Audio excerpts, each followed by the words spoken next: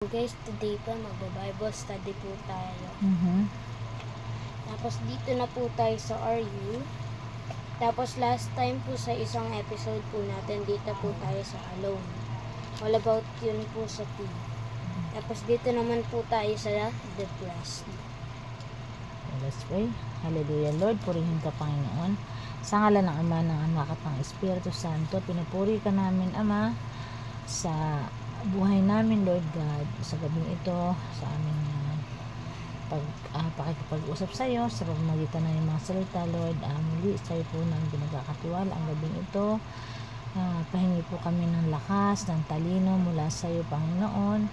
Give us all wisdom and guidance, Panginoon, upang maunawaan namin, Lord, maintindihan namin, Lord, yung lesson, yung word na nanggagaling sa iyo, Panginoon. Let your Holy Spirit guide us and lead us in the name of Jesus, at makawa ng kaaway in the name of Jesus out in this place, in the name of Jesus, in the name of Jesus. Amen and amen. Go. Okay, dito po sa Depressed, casting all of your care upon Him, for His care for you. Tapos po yung verse po nun ay 1 Peter 5 verse 7. Ayun po. Doon po sa casting all your care, ikakas nyo po yung lahat nyo pong care doon po kila God. Tapos po, kasi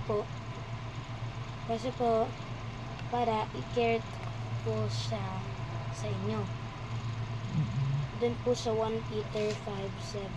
So yun, ibig sabihin, ipagkakatiwala natin sa Panginoon dahil siya yung tagapag-ingat sa atin. So lahat ng mga iniisip natin, problems, anxiety, lahat ng struggle natin sa buhay, lagi nating i-confess kay God or sabihin kay God, dahil sa yung ating sumbungan. He is our guidance counselor sa lahat ng oras, at help natin ang sarili natin na ma-overcome ito.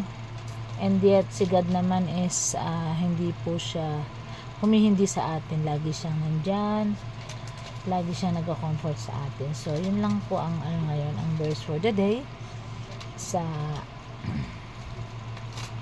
1 Peter ba yan? 1 Peter 5 verse 7. 5 verse 7. Cast. Ipagkatiwala natin sa Panginoon lahat ng alalahanin natin, kay God lang natin ipagkatiwala. In Jesus name. Awit tayo. Hallelujah. Thank you, Lord, sa iyong mga salita. Aawitan ka namin, Lord, ng hallelujah, dahil nandyan ka, Panginoon. Never mo kaming iniwan, Panginoon. Hallelujah, Lord. We praise you, Lord God. We glorify your name. You are forever in my life. You see me through the season. Cover me with your hand and lead me in your righteousness, and I look to you, and I wait on you,